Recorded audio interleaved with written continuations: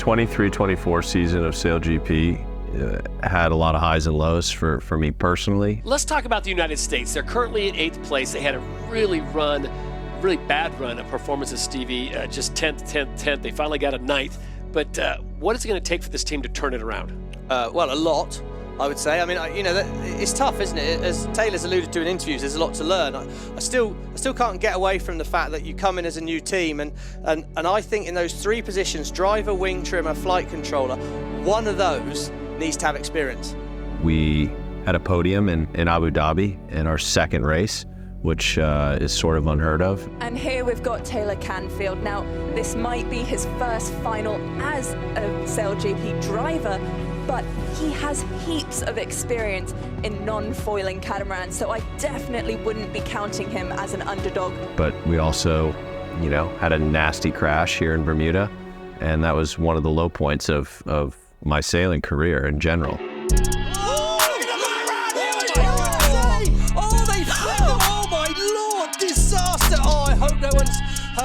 That was a disaster. They flipped the wing the wrong way there, and it just tipped the boat over. Wow, what a moment there. I can tell the story pretty well now because I've told it a number of times, but I remember just getting low in the boat, grabbing on, thinking to myself, nice one, you're gonna f***ing hold on here, everything's gonna be fine. And then I remember just watching Taylor's feet go just right up in front of my face. Wow.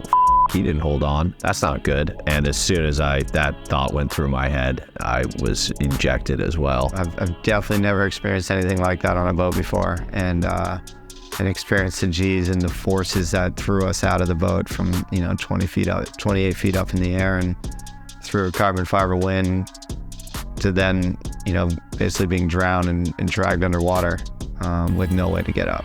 The biggest thing that was scary for me was watching the video back and just seeing my teammates, being in positions that their bodies aren't supposed to be in, and seeing my teammates fall through the wing. I wouldn't say that I was ever scared, I know the risk going into this, but yeah, it was quite violent. Mistakes happen, and I've said this a number of times too, but every F1 driver has had more nasty crashes than they probably care to admit, and I don't think this will be the last crash we have, and it's a tough sport, and what we're doing isn't for the faint of heart.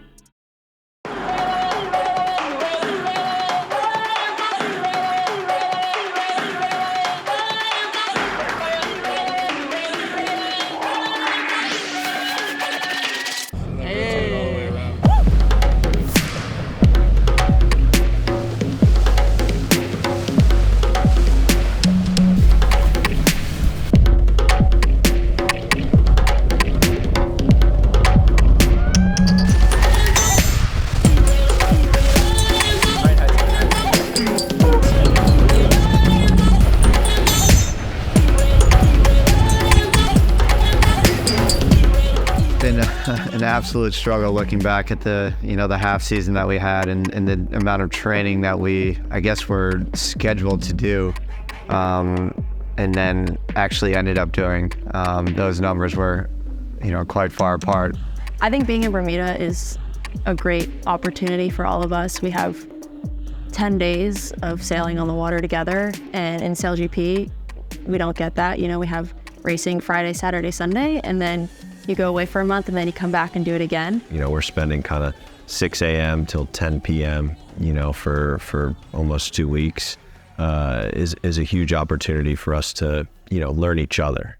Yeah, I just, Mike's bag looked a little warm this morning, so I decided to cool it off and maybe play a little, stitch him up a little, see if he can find his bag, see if he realizes it's missing. In terms of pitch, you want to just target Somebody's taking my bag. Normal pitch kind of attitude. Somebody has taken my bag. What? Pretty obvious. Stole my bag, and now it's up to baby to get it. We're just talking about pips. But the good news is I don't need anything in my bag. This was a test. You failed. It's been in there all day. I know. I told you where it was this morning. You didn't tell me to check the fridge this morning.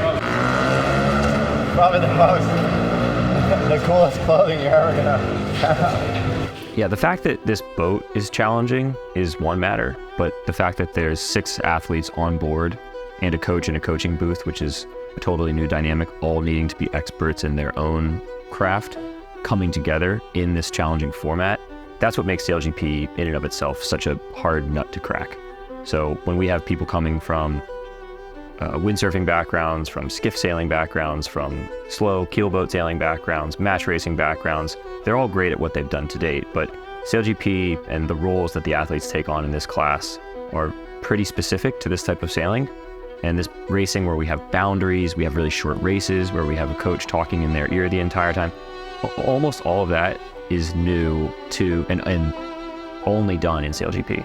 So we have people overcoming a challenge as a group, but each of these individuals has a very specific task that they're responsible for that are demanding just for them as well. This is when I think we actually need to, put our foot down and be like, where are we going to get better right now? I don't think that any of us would be here if we didn't believe that we had what it takes to eventually win.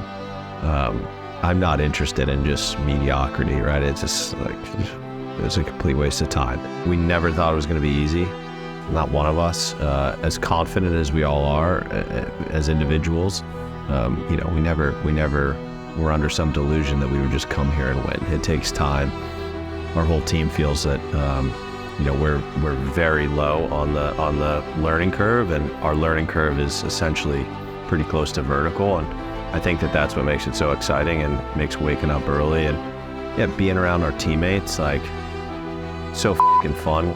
Going to the gym with a bunch of your teammates and everybody's sweating and huffing and puffing. And this morning PK was like on the treadmill and you could hear him breathing all the way across the room because he's working his ass off. And it's just contagious to be to be surrounded by that sort of stuff.